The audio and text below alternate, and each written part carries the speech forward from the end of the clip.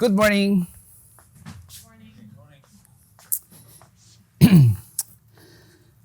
So yeah, I know it's early in the morning, so our brains are probably still half asleep. But I hope at the end of this workshop, you would be excited to try a lot of stuff with AI. But before I begin, I wanted to ask who among you have used AI in your work or in your business? One, two. All right. So, Parwana, how do you use AI for your work? So for my current call, it's going to be kind of like what you were doing. So it'll have an opportunity or feature to ask questions on the website directly, get them so they don't have to wait or wait on me. It'll give them access to schedule an appointment with me. All right. You, sir? Yeah, I mean, besides building AI products, we also use AI in our day-to-day work, like creating product documents, marketing materials, also lead generation, nurture, things like that. Okay, so this next question, you can choose not to answer it because it might reveal your age. So anyone who remembers the age of diskettes? Yep, I do. I did. All right. Yeah, so I was also from the generation of diskettes, even before diskettes, like no computers. So I'm originally from the Philippines. I moved to the Bay Area last year, but half of my life I was in Singapore. So I have a company in Singapore. I am doing content strategy. So long before AI, we're doing a lot of, our work is heavily focused on content and storytelling. So AI has been very helpful for us.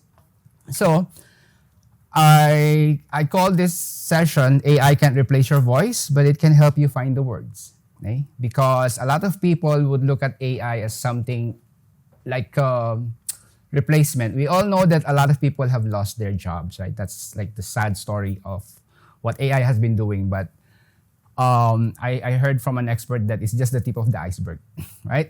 So later on, I'm gonna share with you about a book that I wrote with regards to how human beings can still be at the front of everything that's happening with AI, okay? So if you have questions, we will probably, if you have time later on, just take note of your questions, okay? And we'll I wanted to show you ton of information and then do some hands-on work at the end, okay? If you don't have your laptops, that's okay. Just take note, okay? So what we will cover, I'm gonna discuss AI in plain English, why prompts matter more than platforms. If you're familiar with prompts, that's what you're practically doing with AI. You can hear me, right? Like this is only a small room.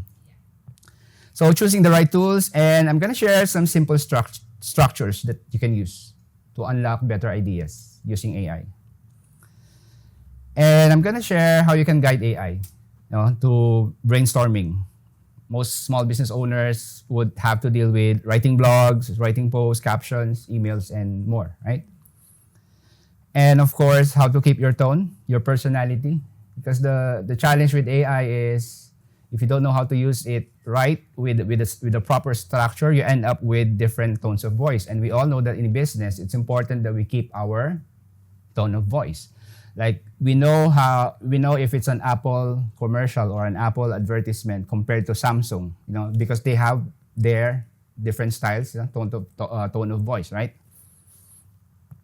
And I'm gonna show you examples of prompts. Okay.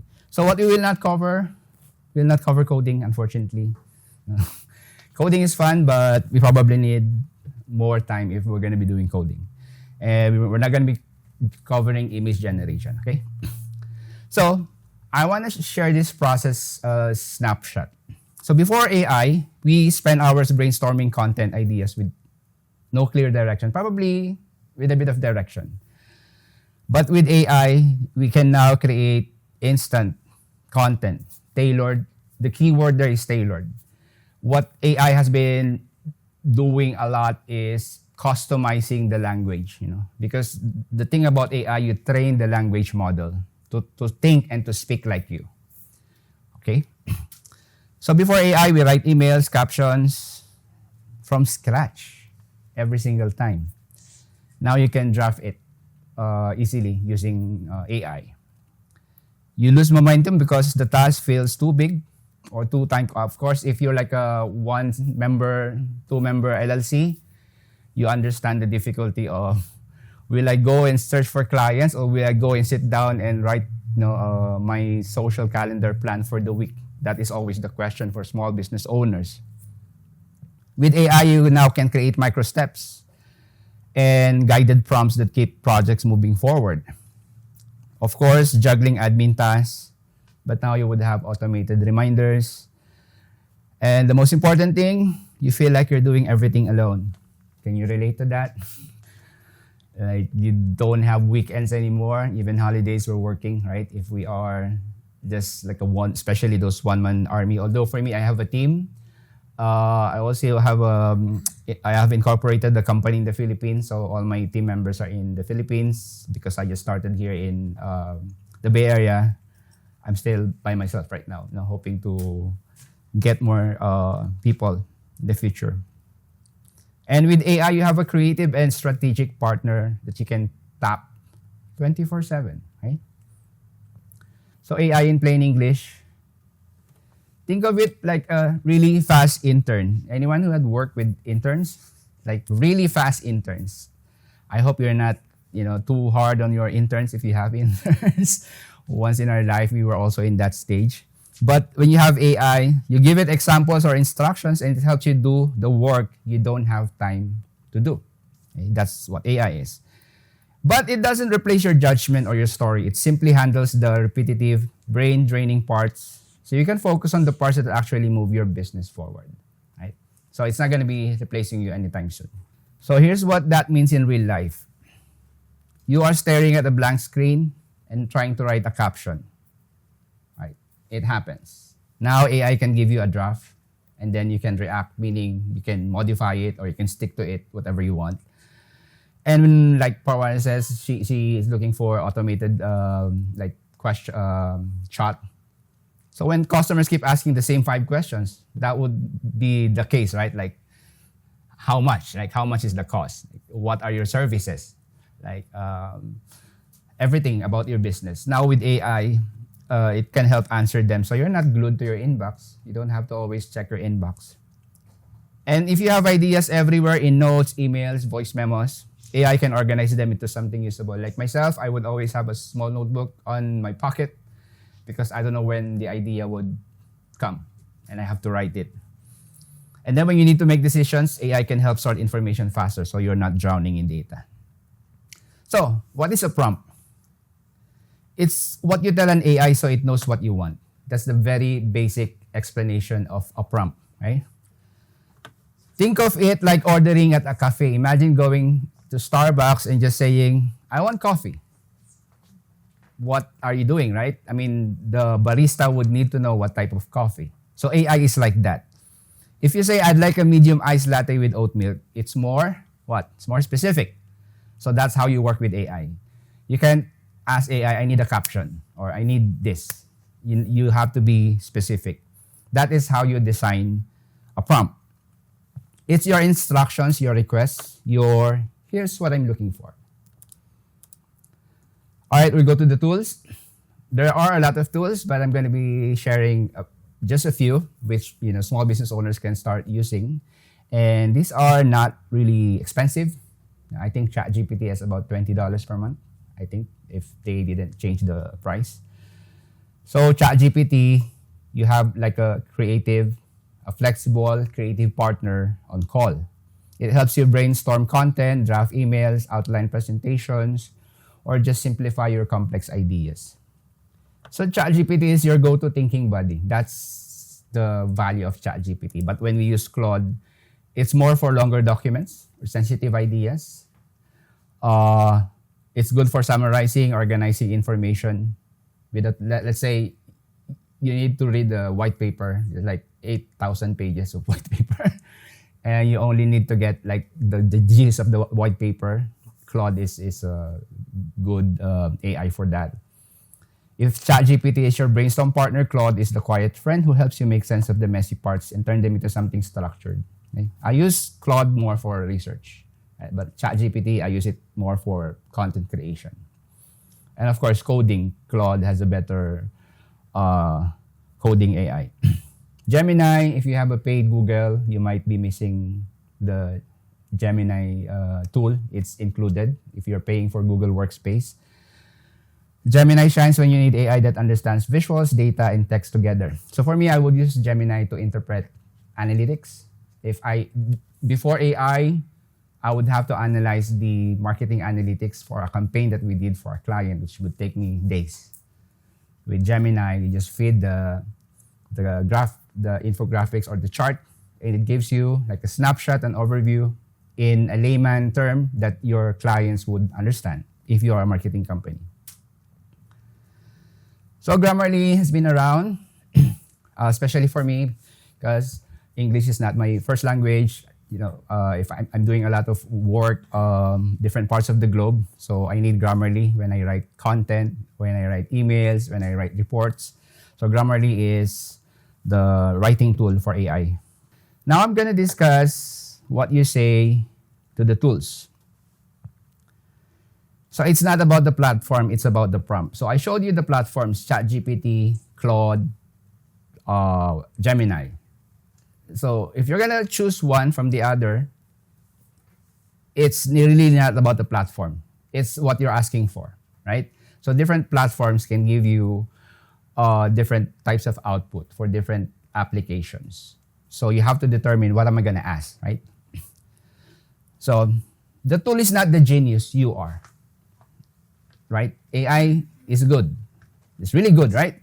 But when human beings started to learn how to write on paper, they were writing on stones before, right? And then they learned how to write on paper. And then they learned Microsoft Word. And now we have AI. What is the common denominator? Those are all tools. So are we supposed to be afraid of tools? No, because they're tools. I mean, if they are talking about like a super intelligent AI, I don't know, bro, if you're already building that. Like AI that can think and feel and predict all at the same time. I still think it cannot beat a human being, That's just me. Probably someone else would say, nope, AI is better. So they're amplifiers, not oracles. Oracles, the movie The Matrix, there's that character called the Oracle. She's all-knowing. Okay. So you have to look at AI as an amplifier. It's not just an all-knowing tool. So if my idea is, this is my business, this is what I know I can do for my clients, then you can go to AI to amplify that message, right? It's not like fully depending on AI because AI knows everything. The output is only as good as the input. During the diskette era, we know the garbage in, garbage out. When you first learned about computers, it's still the same thing. So if you're gonna ask AI really lame questions, don't expect good output, right? So the mastery that you need is not necessarily how to master the tool, but how to ask the right questions. That is the mastery that is required with AI right now. So again, great prompts, great results. Bad prompts, digital nonsense, okay? It's an extension of your thinking. It helps you organize your own thoughts even before AI replies. And also, I want to mention AI is not like a magic pill. Like, let's say you're not an expert on a specific domain, then you suddenly decide you use AI and then you become an expert. That's not how it works. So AI would benefit people who have expertise long before AI is around. You can only use AI with good writing if you know how to write. Okay. Platform wars are a distraction. Again, it doesn't matter what platform you use. It will come and go. ChatGPT is like probably once upon a time it's at the top, right? But now the rest are catching up as we notice, and there are different platforms being built as we speak. The real skill is transferable, how you communicate, not which tool you use. Remember that. Okay, storytellers will lead the AI age. I'm going to explain this later. Because if you are a good storyteller, you know how to ask the right questions. Do you agree?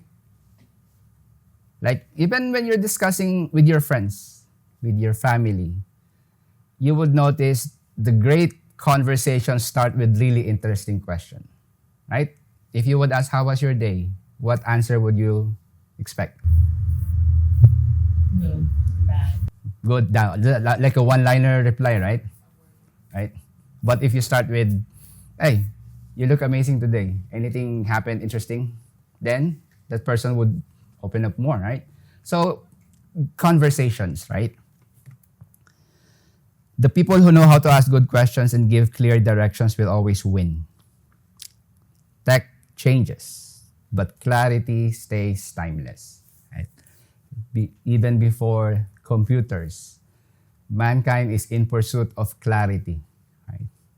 And now we have all these confusing tools. Everything is like automated. Still, man is in pursuit of clarity. Even for our business, we need clarity. Like clarity on the timing to approach clients, clarity on productizing our services, clarity in packaging our products, right? Now we go to structures. It's about learning to say the thing clearly, creatively, and like yourself. All right. We're going to do this more hands-on later, but I'm going to show you a snapshot of examples of structure. So some people would use AI. Those are like the most common practice on the left. They would write a prompt that says, write a marketing email to consumers in the area about my cafe. It can write a marketing email. It can. But if you do it this way on the right side, you provide more clarity with your prompt. I think what I'm going to be doing is I'm going to be sharing the slide later on. No, we can send it. Right, Lucy, you can send the slides. Yes. Yeah. Or you can take a picture. So, what if your prompt says, I run a small neighborhood cafe, and my biggest challenge is explaining how we're different from the big chain coffee shops without sounding defensive or salesy. Can you help me write a warm, clear email to my customers that highlights what makes our cafe special and speaks to people who are always on the go? I want the tone to feel human, friendly, and rooted in community. So if you have a prompt structured this way, looking at this, which prompt do you think would give you a better output? The left or the right? This one, right? So this is the skill that you need to learn. Like, how do you design prompts like this, right? Don't worry, I'm going to show you how to build that later on. Talk to me like I'm, right? You can always include this in your prompt. For me, even though I have a tech background, I would always tell ChatGPT, talk to me like I'm an idiot in AI. Then I would get better and clearer and more simpler output. Because I'm giving him instruction that, hey, I have zero knowledge on tech. How would you talk to me? That's the same way you deal with content that you use for your clients or your customers. And you can also use the structure with start with the messy, end with clarity. Here's a messy brain dump of what I'm trying to say. Can you turn it into something clear, but still personal? So what comes after this prompt is whatever is like your draft, like an idea that you have in mind. And AI would polish it and deliver it in a better format. Okay, good structure isn't about sounding polished. It's about getting out of your own way. What I have been explaining is called prompt engineering. So how do we guide AI through brainstorming blog posts? So once you know how to talk to AI clearly, you can use it as your brainstorming buddy. Okay. So I have a few sets of examples here. This time when writing a blog. Who among you are still writing blogs on their website? Sir, why are you still writing blogs? To kind of communicate a point of view or influence on change in how things should be done. Yeah.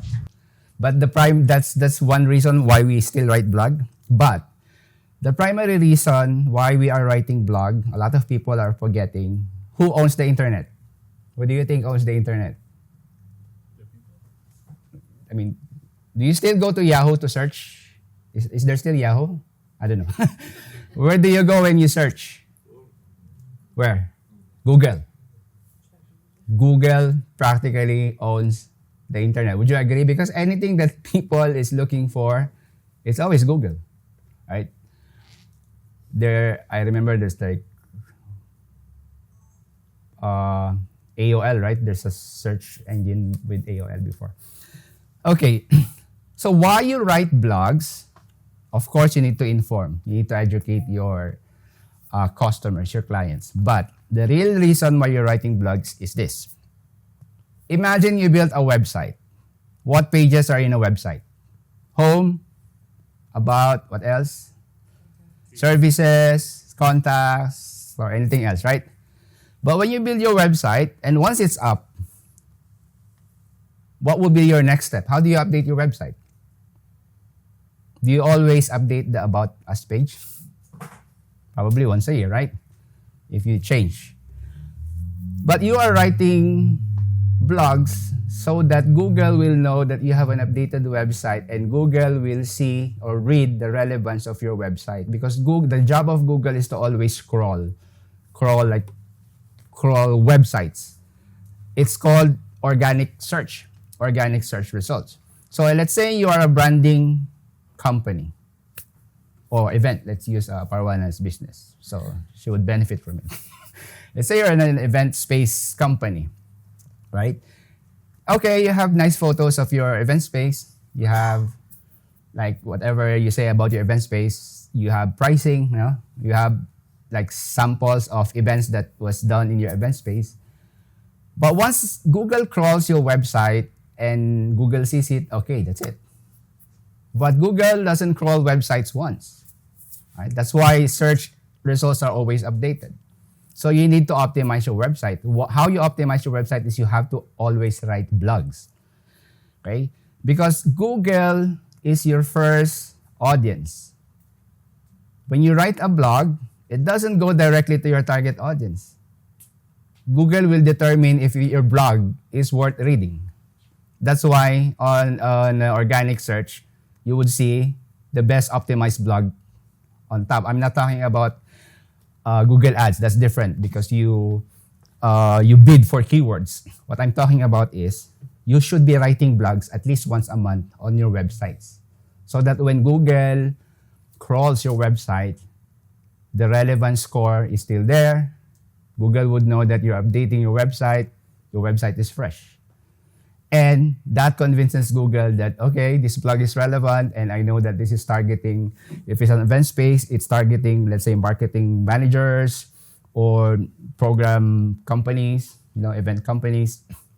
And then the blog gets delivered to those people because you're writing blogs that talks to event companies. You're writing blog that talks to marketing managers and Google sees that. So that's the main reason why you should still write blogs in the year 2025, okay? Because no matter how good your website is or your blog is, if it won't get delivered, it's a waste, right? And who delivers the blogs? Who? Google. Google delivers the blogs to your target audience. So you're writing for Google first. So if Google isn't convinced that this blog is relevant to that target audience, it won't get delivered, right? Good question. I mean, now, obviously we are leveraging ChatGPT or Google Gemini to write blogs, at least the draft version of it, and you fine-tune it. Yeah. Now, how does Google like the fact that a lot of your content is generated through some AI? Google can actually detect an AI written, but here's a thing that I discovered, right? I tried to upload because there are websites that are like AI checker.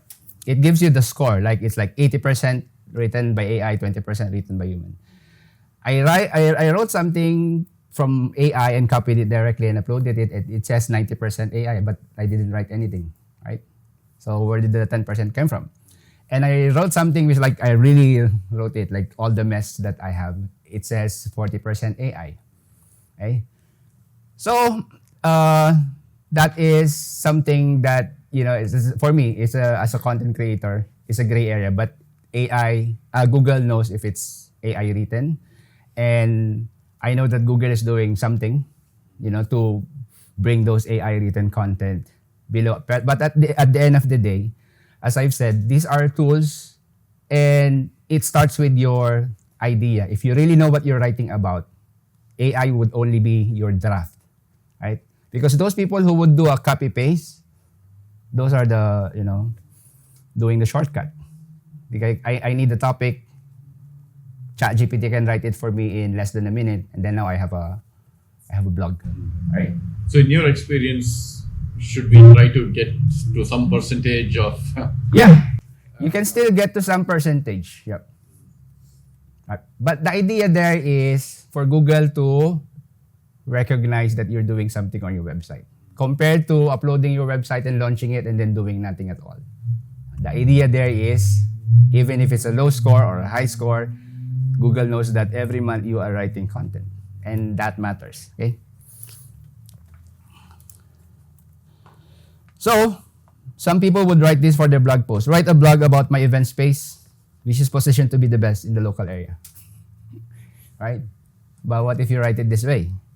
I own a local event space and I want to write a blog that highlights why it has become a trusted gathering place in our community. Please help me create a warm, story-driven blog that speaks to couples, families, and small business owners. So, you notice, you are describing the tone, you are describing who it is for, compared to just asking the chat AI to write a blog for you. Okay?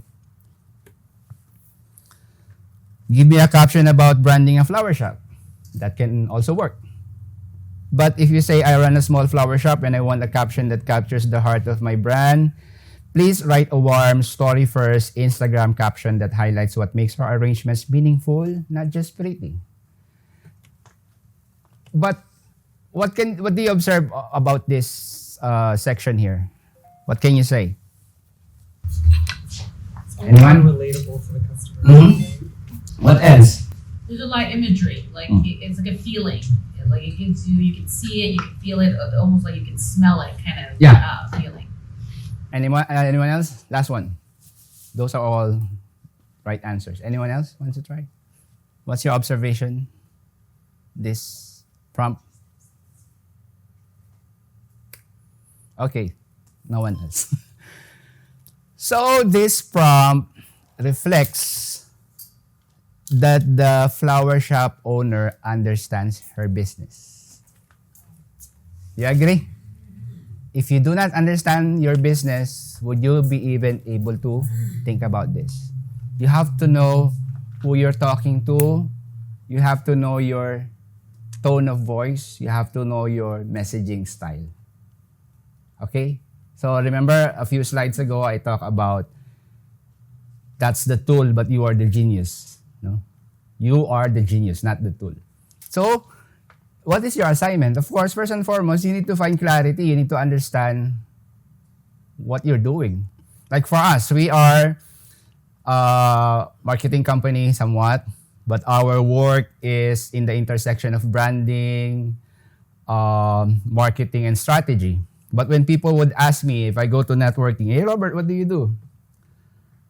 Should I tell them, hey, we do websites, we do graphic designs, we do this, we do this, we do this. That's practically what we're doing. But when people would ask me in a group of like a networking event, I would always say, we help brands tell better stories because that's what we do.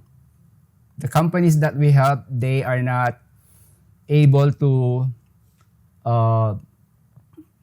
share their story with clarity. And that's where we come in. It just so happens that they might need websites. They might need videos. They might need photo shoots as well. But our main entry point is you need a story, because what happens if you don't have a story to tell as a business, right? What can you post on your social media?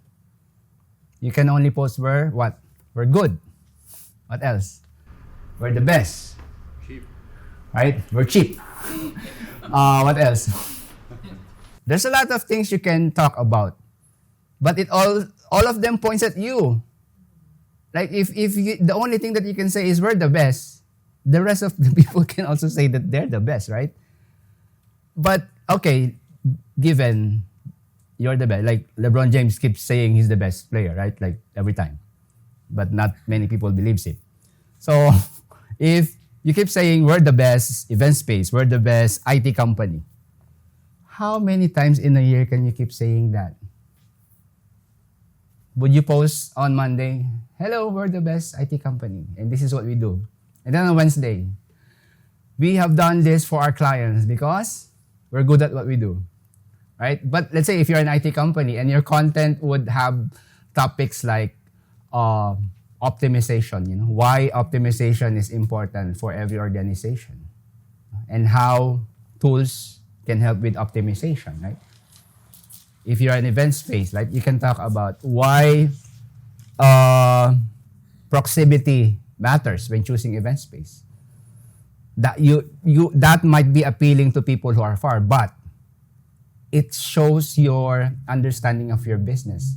I have a video podcast on YouTube. When I was back in Singapore, all my videos I teach everything that I know, like everything. And my friends would tell me, how are you going to get clients? You are revealing your secret sauce. I tell them, it doesn't matter, because my brand, we exist to help tell better stories. And my thinking is, people would try doing it their way. But I'm the only one who can do it our way. That's the idea. Because there's a lot of scenarios where clients called us because they watch my YouTube video and they say, hey, we tried doing what you're doing. We can't really make it work. Can you help us? So that becomes a project, right? So the idea is, don't keep the good stuff to yourself, right? Everything that we are doing now, we learn from someone else. It's not like any one of us here can claim that we are the original, right? We learn. Up. So here, the first statement says that I want the caption to capture the heart of my brand. Where is it getting the context of what your brand is? Is it in the following two statements? Yes. So Yeah. My brand is really the story first. Yes. Arrangements being okay. Yeah. So that thing is complete, right? Yeah. And I mean, I wish we have longer time, but the next stage for this is, designing agents, designing like a custom agent for your brand, so that let's say that heart of the brand sticks to that agent. So every time you ask something on your AI agent, it talks from the heart of the brand, right? Okay. So instead of writing or asking, write a welcome email to new chamber members. This is for Lucy. I need a warm and community-focused welcome email for new chamber members. Please write an email that feels friendly, professional, and rooted in the spirit of local small businesses supporting one another. Again, is the understanding of the person writing the prompt. That's the base idea. You need to really understand your brand or what you're doing. It doesn't replace your brain. It helps you stop overthinking and start building. Okay, we go to the tone.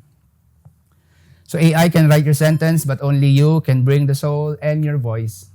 That's why, again, if you don't understand your brand that much, there's not much you can get from AI, because you're going to be asking random questions that a lot of people have already asked AI. Remember, you're not the only one using AI. A lot of people are subscribed to ChatGPT. A lot of IT companies are using AI for content. A lot of event spaces are using AI for content. But you are the only founder that is relevant to your company. And the language that you speak is unique compared to your competitors, okay? So ask before you prompt, what's the real emotion I want to come through? Hopeful but not cheesy, firm but warm, right? So you can come up with any type of words. If your brand is humorous, or like friendly and humorous, or what else? Like professional but engaging, you can use whatever, but you have to be consistent when you use that type of emotion for every prompt that you ask. That should be there, so it should be consistent. What's the vibe? Direct and dry-witted, big sister energy, strategic but playful. Just came up with this. So you can also say, strip out the formality. This grounds your prompt in truth. If you don't want to be too formal. But let's say you're a non-government or a non-profit dealing with governments, you need to be more formal, something like that. Depends on what you're doing. And you can also instruct what's off limits. No generic startup lingo, no overly formal language. Example, I'm writing a founder's note for our about page. I want it to feel honest, a little vulnerable, and mission-driven, but still clear and punchy. I speak pretty casually with a little edge. Please avoid startup jargon or anything that sounds like a press release. So AI would give you content based on that, right? So the goal isn't to make AI sound human. The goal is to make it sound like you. All right, this is the exciting part. We're going to do a live demo. But before that, any questions?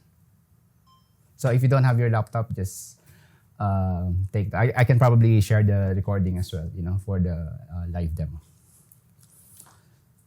All right, so just before I go to the live demo, this is where you can contact me. That's my book. My book is called The Human Prompt, The Demand for Storytellers in the Age of AI. You can buy this on Amazon. I wrote this early this year. And if you scan the QR code, you get all my links there. So I'm going to shift my screen to ChatGPT. We're going to use ChatGPT for the demo, okay? So, anyone have used ChatGPT before? Do you enjoy using ChatGPT? And are you glad that we have ChatGPT now?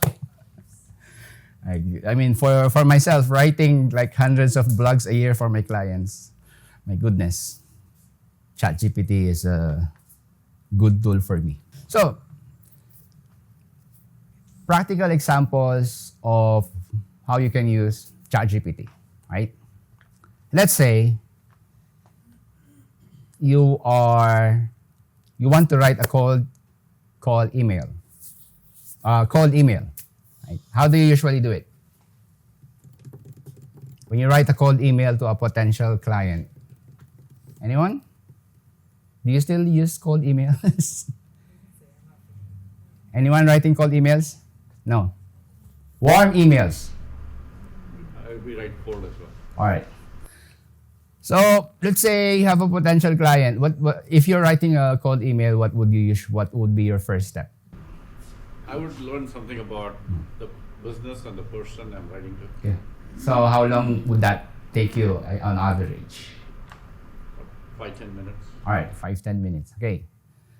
So for myself, I would take longer because I design strategy. I would go to the website. I would go to their social media, and I would find gaps and opportunities manually before AI. Right. So let's say we are looking at writing an email to. Can you give me a business that needs help? Any business here? Oh, let's just use your company. Who wants to volunteer? Which company? If we're gonna write a cold email for your company. What's the name? Majestic Builders. Majestic. Majestic. Yeah.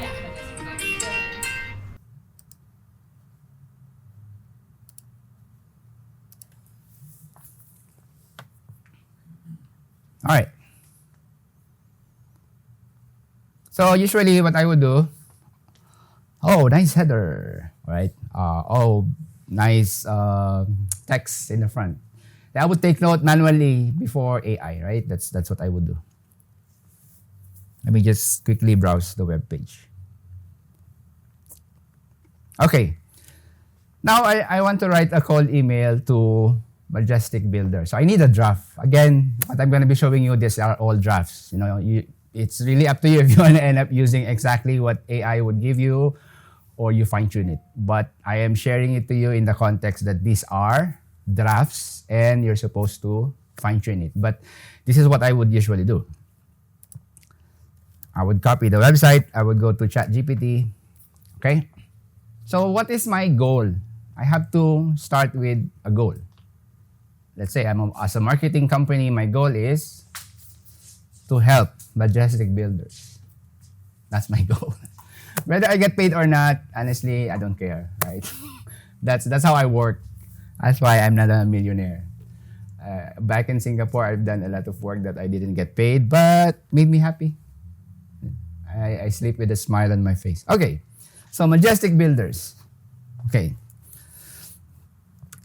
I need you to write a cold email to this company. So, please analyze their website and find gaps and opportunities that our marketing company can help fill in. Okay, what else do I need to do, right? I want to help transform their brand to a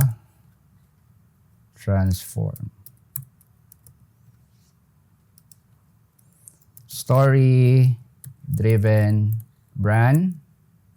Focus on content, client case studies. What else? Let me see.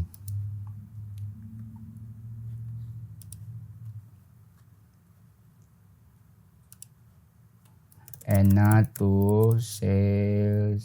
See, that's how you spell, right? How do you spell this? I need help. Sales. Yeah, just AI knows that. Want to help transform their brand to a story-driven brand, focus on content, client case studies, and not easy. Also, can you provide quick wins? Where do I know the phrase quick wins? Because that's what's in my brain every time that I come into a business meeting or in a pitch or in a whatever meeting. I would do a pitch, right? So I need to come in. I'm not supposed to be empty-handed. Before I go to a meeting, I need to be able to present quick wins. Quick wins that are practical and executable at their own pace, even without my help. Right? So I wanna really help Majestic Builders, right? Can you write the email and address it to, what's your name? Alexa. Alexa, play. We have our own AI. Alexa, play Toxic Till the End by Rose. Okay, let's see what AI is going to give us, right?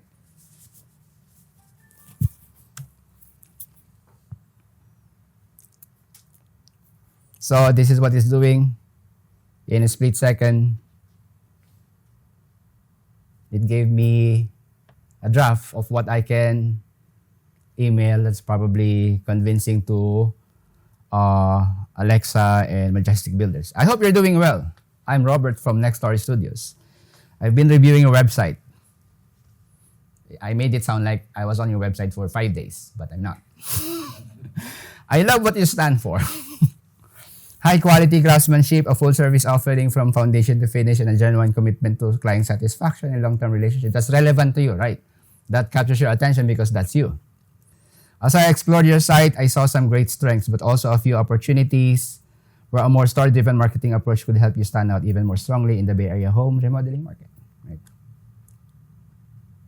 See, now I can present to you what works well. I can present to you where there's opportunity, and of course the pitch, what we can do for you. But this is too long, right? So again, this is a draft.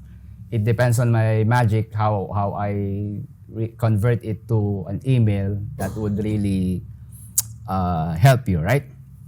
Okay, since we're using Majestic Builders, let's start building on this brand so that we can keep the consistency for the chat session. Are you all right with that? Because it has to be consistent for the chat session because I'm not using an agent right now, although I have an agent. Okay, let's say Alexa read the email and wow, want to meet you. And then we got them as a client. So what's next for us, right? Okay, now I'm going to go to execution mode, right? What is the first thing that I need to do? Based on our workflow, the first thing that we will do for our client is come up with a brand story. Let's see if Majestic Builders have a brand story. Do you have a brand story? So this is your brand story, you think? I mean, I'm asking because I really didn't look at your website. So this is your brand story, right? A little bit more maybe that or like the about us. Mm-hmm. So when I go to About Us, this is it, right? It has our mission and how long we've been in the business. Okay. So usually, the workflow for us is we have an onboarding question, like a spreadsheet. We send it to the clients, and that's where we extract, in their own words. But for demonstration purposes, I'm gonna do it shortcut and just pull information from her website. Okay. So I'm just gonna pull this. Let's say, again, I won't usually do it from pulling from an About Us page. I have Google form with like about 20 questions that the client would be onboarded, asking them like the backstory, everything that's important about them. Right? So my next step probably or most likely is I need to present a brand story that would be the foundation of every content that Majestic Builders. Do you have a blog? No, right? No. Do you have a Facebook? We have Facebook and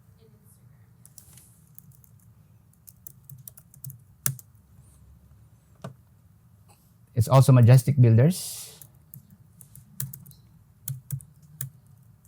Yes. Right? This one? Different logo. This one? Yeah. Okay, I'm putting your social media on spotlight. Okay. This is a call to action post, right? Yeah, we also have a next door. Okay. So this is like behind the scene content, right?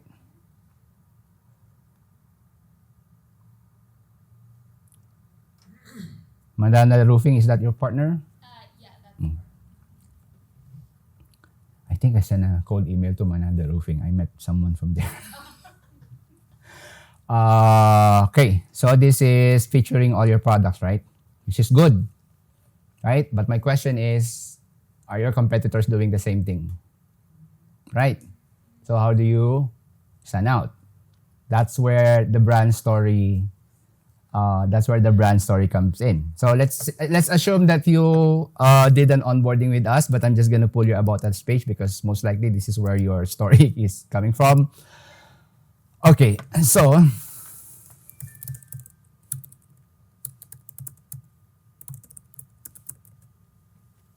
right, what happened?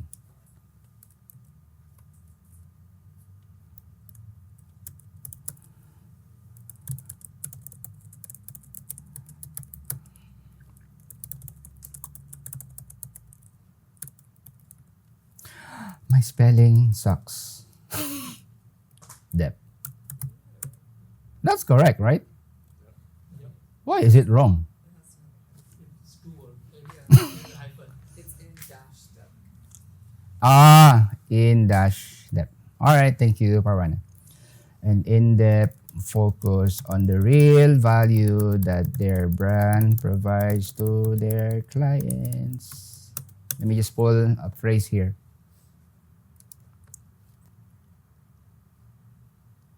All right. For example, I'm just gonna grab this quickly, okay?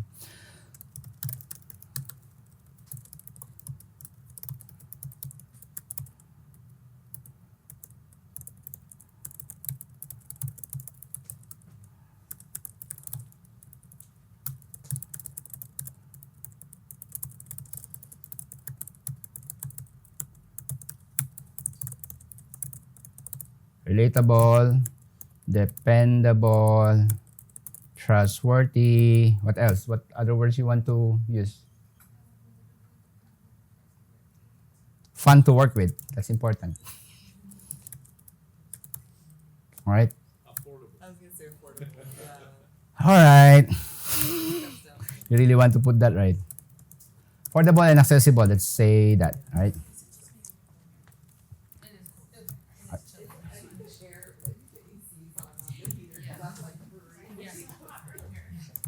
So this is important because AI would use a lot of dashes. Please avoid AI jargons. Remove the dashes and make it as human as possible. Conversational and engaging. All right, let's try this. Okay, I'm doing this on the spot because I don't have a formula. That's how I like to work. I also want to surprise myself. All right.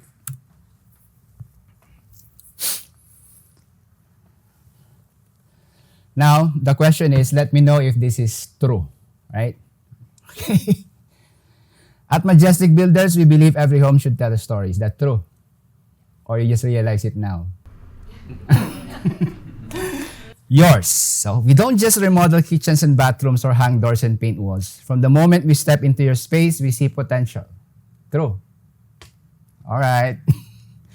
We imagine the dinners you'll share, the mornings you'll greet in your refreshed bedroom, the laughter filling your living room. And through thoughtful design and careful craftsmanship, we bring that vision to life. Now you sound like Steve Jobs, right? The Steve Jobs of builders. So when you trust us with your project, you're welcoming us into your home. What do you notice about that? I mean, again, it's a draft. You still have some work to do. But the draft itself, it makes it, I mean, would you agree that it's better than what's on the website? Yeah, it's because of the prompt.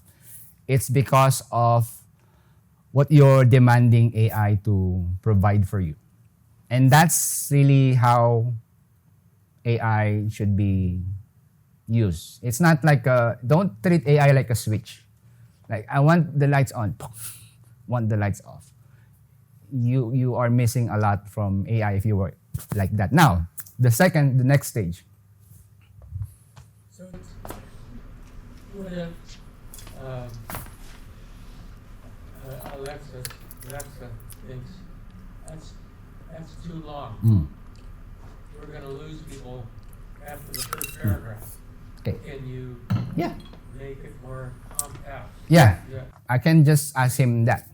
But again, for the brand story, okay? The brand story, in the context of how we work, the brand story is not necessarily client-facing. No? It's the brand story is like, if you are building a house, that's like the foundation of everything that you're going to be doing. That's what I'm going to be doing on the next step. But definitely, you can shorten this, right? Like, for example, what if I want to share this on LinkedIn as a shorter but still engaging format, right? So, it would shorten it for me. See, if it's still long, then do another round. And again, it's a draft, right? You get to decide what finally goes out, right? Now, let's see. Now I have a brand story. Now I need to plan the social media post for Majestic Builders, so they're not only posting, which is still good, but the point is, when I asked you, are your competitors doing the same thing, right? They are. So now you have a brand story, and the brand story is unique to your brand because that's your story. So the next step that you can do is we need to plan like a social media calendar, right? or plan different types of posts based on the brand story. But again, without the brand story, you end up posting what you're posting right now. But here's the magic, right? I'm just gonna cut and paste this because ChatGPT is forgetful sometimes, like most of the time. Okay, don't forget to remove this if you're doing a direct cut and paste, right? There was like an event where this guy prayed and his prayer came from ChatGPT, and the end of his prayer was like, if you like, I can also write to alternate, and he's still praying. That's hilarious, but that actually happens. So you copy that little copy. You know you messed up. Okay. Now, usually the brand story would be approved because that would take like a back and forth with our clients. Let's say it's approved and I have a PDF, so I can upload the PDF. But for demonstration, let's say you approve the brand story and you get to pay me like $3,000 for that. The next step is I want to plan a series or a calendar for them. But before I plan a calendar, are you familiar with what do you call this? Are you familiar with content pillars? Anyone? Content pillars. So, pillar, like, yeah. So, sorry. So every brand that has a proper brand story, right? They need content pillars. Content pillars, they are like, if your brand is like a building, no? Imagine buildings like in Egypt, like those in Rome, right? So you have those pillars that sets the, what do you call this? The stability of the building. The more pillars, the more stable the building is, right? So a content pillar is a group of topics, like topics that are cohesively grouped together, that represents your brand story. Again, it has to start from the brand story, okay? So I would just say, based on this approved brand story, can you come up with 10 content pillars, at least 10, that can be used for all marketing collaterals, social media posts, blogs, and campaigns.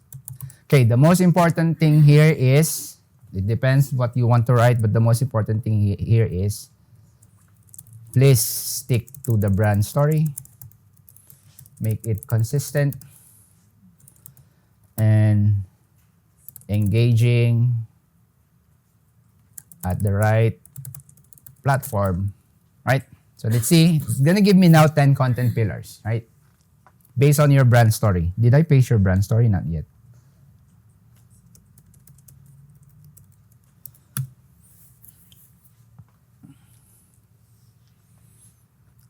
So now you have 10 groups of topics that you can start planning your content, from this topic, right? So one pillar, home as a story. Second pillar, experience of being a guest in someone's home. So it gives you a better direction on what to post, correct? You agree? So you listen first, you build second, because that's your brand. That's what we got. Craftsmanship with heart, right? Spaces that fit real life. Honest work, transparent process. Step-by-step guidance.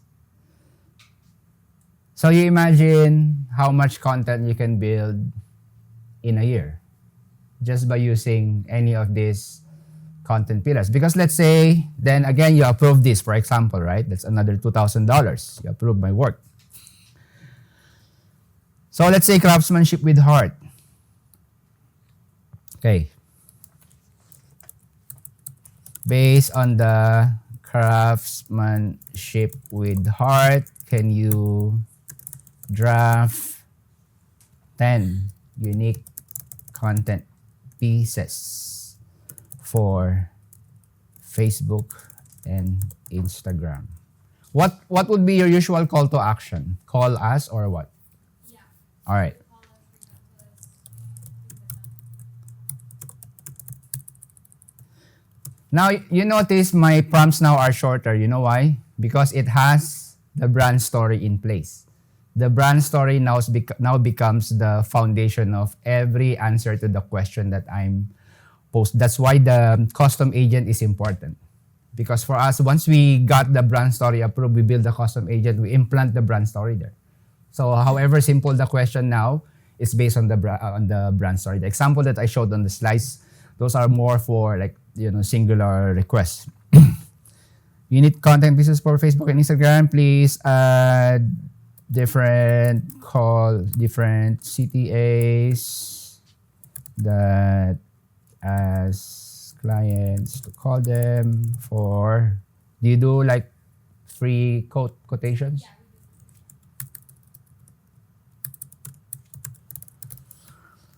All right, and then now again depends on your creativity. Say I need this in a question and answer format.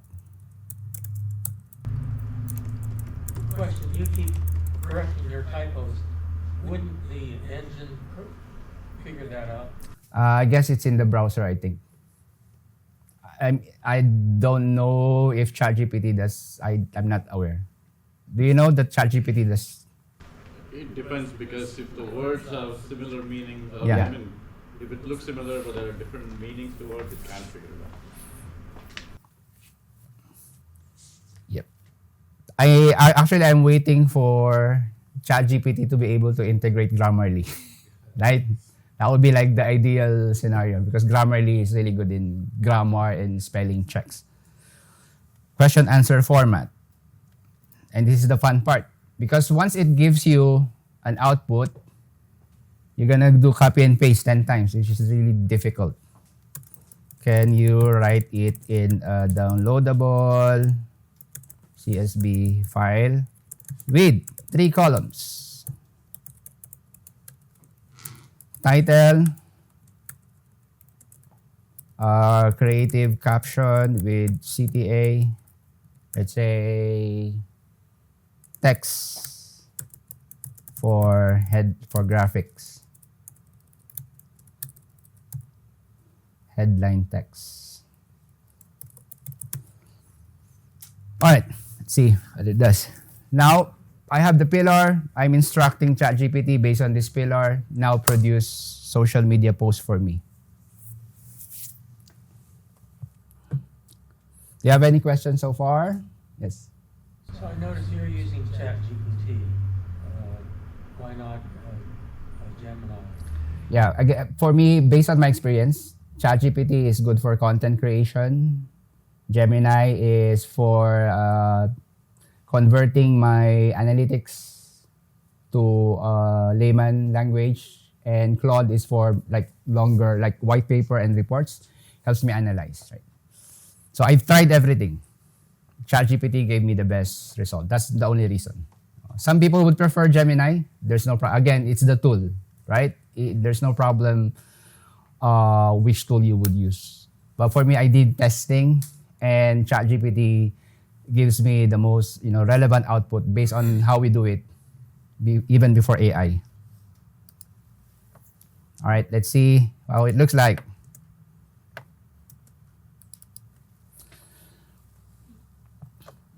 All right, so you want to buy this social media post? Just kidding. So now you have your post here. So you have a title, what makes craftsmanship personal? So you have a caption, and you have a headline text, right? So the end result now is, this is 10, for example, you got 10. And imagine if you have 10 for each of the pillars, how many posts will that be? 100. Probably half a year, right? And it's like it's like a digging like an endless hole when you're working with AI, right? For example, now based on this post, right?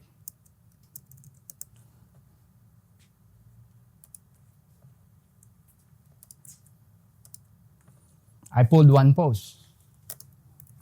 Can you write a blog?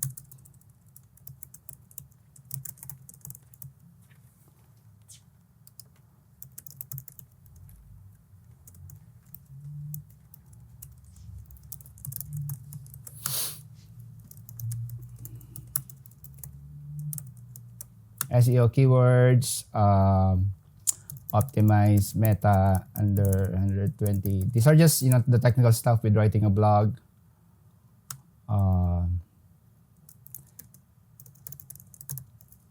So what is AEO? Anyone knows what AEO is? What is AEO? AI engine optimization. Huh? No, it's called answer engine optimization. Before it's just search engine. Now you have to optimize because you notice when you search Google, what is the first part that you see on top? That's an AI output, correct? So your websites, your blogs should be optimized so that your content would also be referenced on top of that Google search. So that is called AEO. What does that do? That generates keywords? No, it writes your basically answer engine optimization is it includes questions on your blogs and then answers like a Q&A sections on your blog. So that creates potential for your content to be pulled by Google and be on top without even paying Google ad money. Right?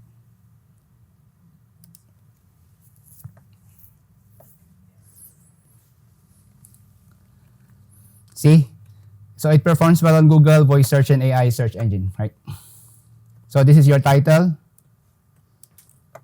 This is your meta. Because if you're using WordPress, you always need to add meta, description, and stuff. Excerpt. This is your keywords. Again, draft. You have the choice to go put it straight on WordPress. It's up to you. Again, supporting keywords. And then this is the AEO bit for your blog. What makes great home craftsmanship truly? Of course, you will not include this, okay? It's like you're the one praying with the ChatGPT at the end. So this is your opening intro. What makes great home craftsmanship truly special? Right? And then this is your content. Right? So it makes your life easier than writing from scratch. Again, it's your choice. Do I want to bring this straight to WordPress or do I want to write something from this? It's a decision that you have to make. Yeah, because I have a client and I gave them the option, we can generate a lot of content for you, but do you want it straight from AI? They said, yes, we don't care. So that made our life easier because they want it in that format, right?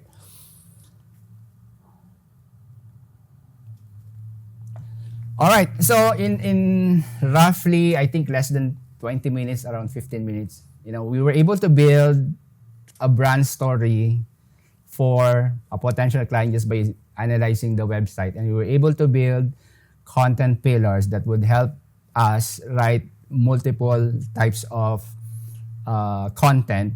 And it also helps us to write blogs, all right? And if you you can see the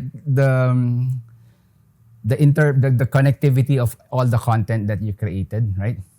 What is the most important aspect there? What is the key component? It's the brand story. That's the key component because that will be the heart of your brand. Everything that you will be writing about, right? Even when you want to write a pitch, right?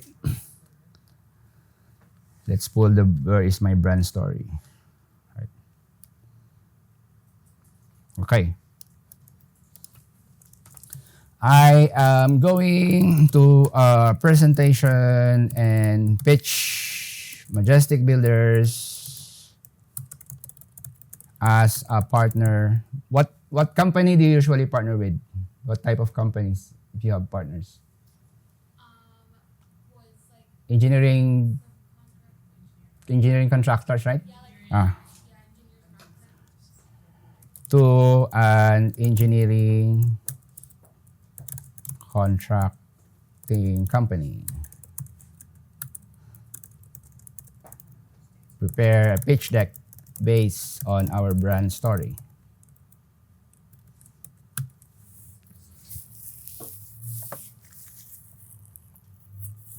Even your pitch deck for client presentations.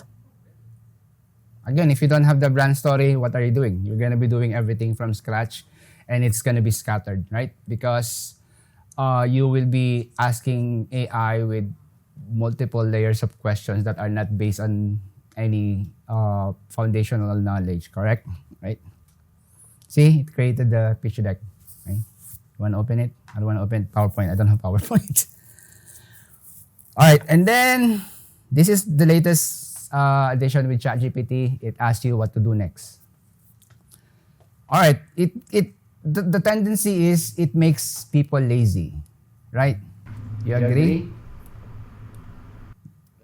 Yeah, it makes people lazy. But like any other tool, right? A tool can either make you lazy or inspire you to be more creative. It really depends on the value that you put in your work. But for something like this, that is really lazy. Because we come up with like something really significant for a brand in less than half an hour. And I would agree that is lazy, right? But it can also be inspiring. Because I don't have to start from scratch. I don't have to scratch my head. Like, what content can I write for Majestic Builders in January, right? It's December 10th. I'm supposed to send a campaign, an email campaign in 3 days. And I'm so busy.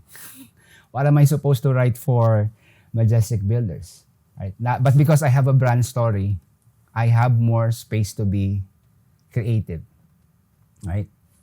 Yes, can make you lazy, but you can choose to be creative with how you use the tools, right? Like, remember when the first time you used Microsoft Word? Do you still remember that emotion that you have?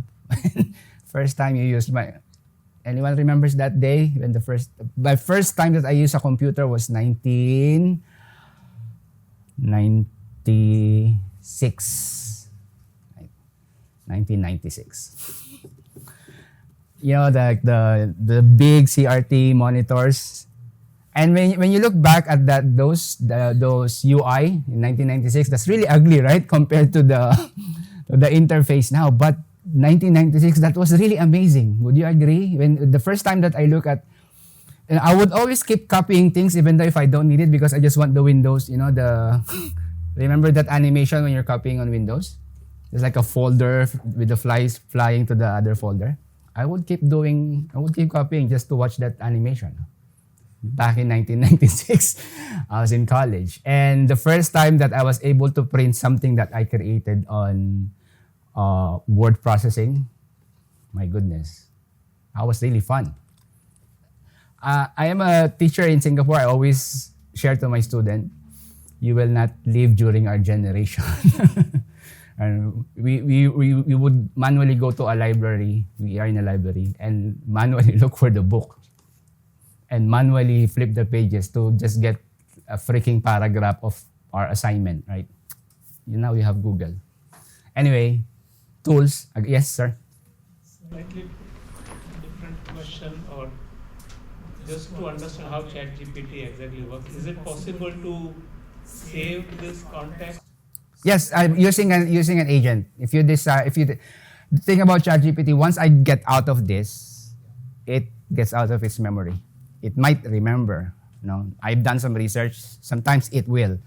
That's why you have an agent. Something like, I'm gonna save this as something so that I can revisit it in the future.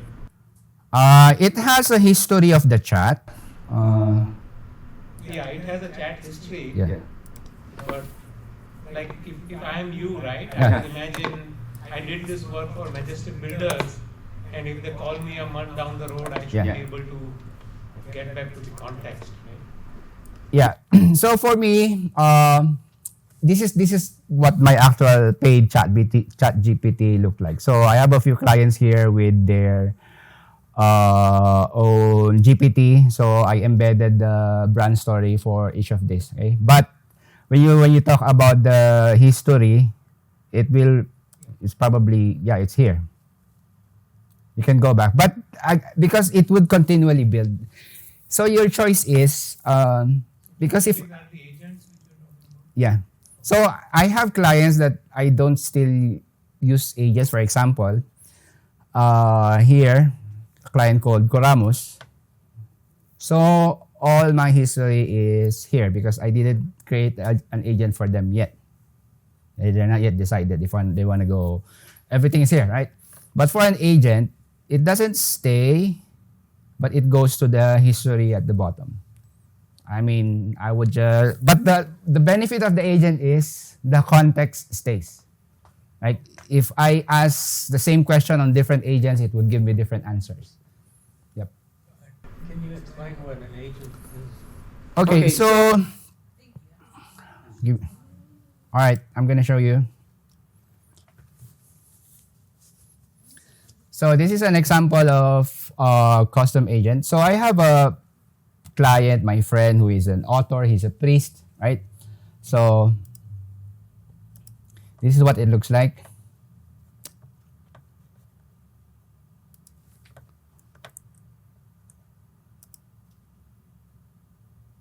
Okay.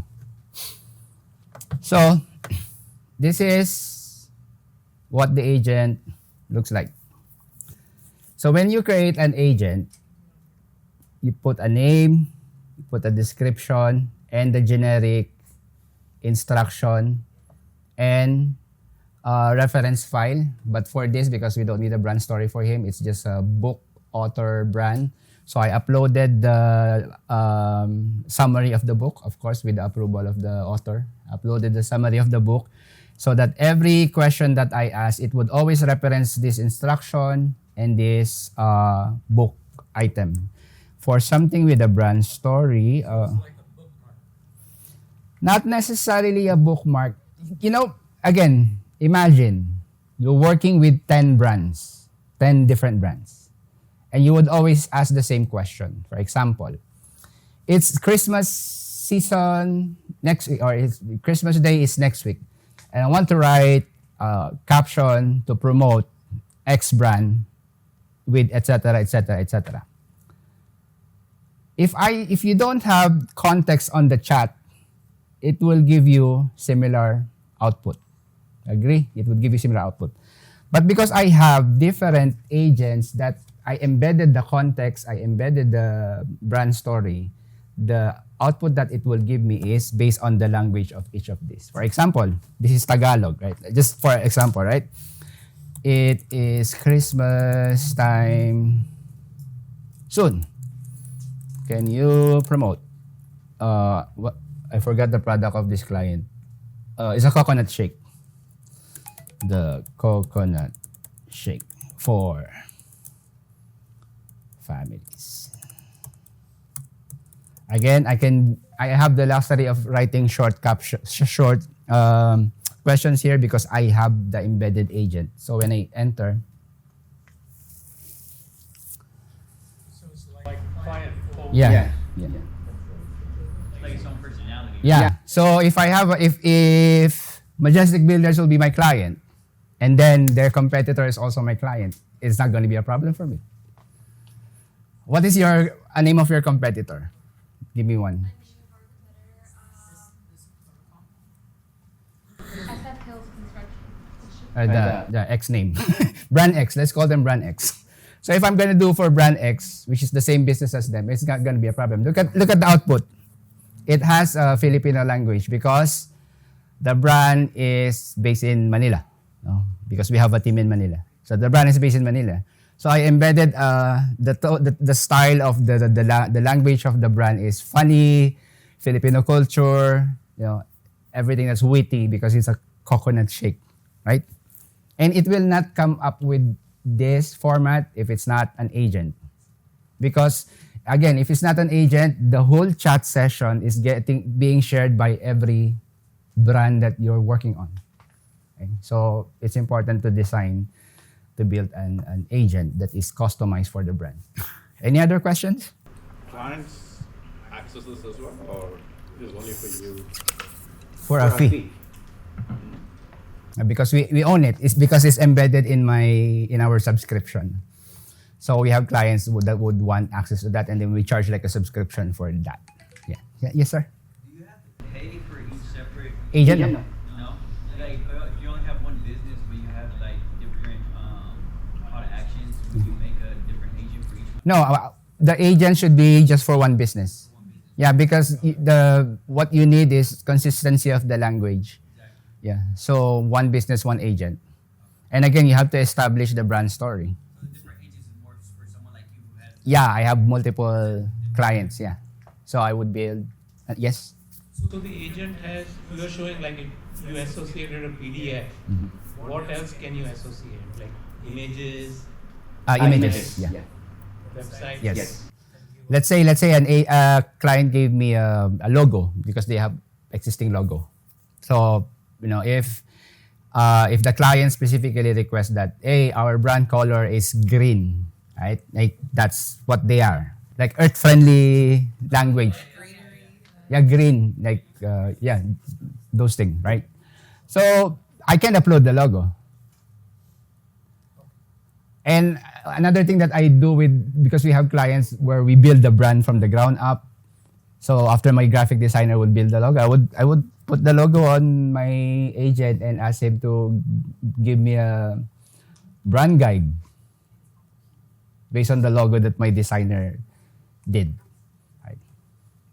Again, don't forget, these are drafts. It's really up to you, how you want to expand it. You're not covering images. What do you do for images? Gemini is good for images, like super, almost superhuman. Yeah. And you do the same brand prompting, saying stay with brand when you generate images? Yeah, let's try. I said I won't be discussing it, but since you asked it. Gemini. So can you create an image that shows two hipsters working on a computer in an interior setting with celebratory mood. Think of something people do 30 minutes before they get off work. And I'm gonna use, you have to choose tools, image generation, and uses Nano Banana Pro as the engine for image generation. But unlike text, it takes longer to generate image and videos. Here you didn't Yeah, say see. the context of the brand, right? Your brand. No. It's just a quick example for this. Look at this. Looks almost real, right? So Gemini is good for photos and images. Yeah, I think we're almost done. Thank you, guys. I hope you learned something today. Very well, very useful. Thank you. So, Yeah. No, but I can Yeah. Yes. I can give you my Yes, sir. virtual. If you want to scan it, I'd love to hear what you guys charge. Thank you so much. Better than what I'm paying you.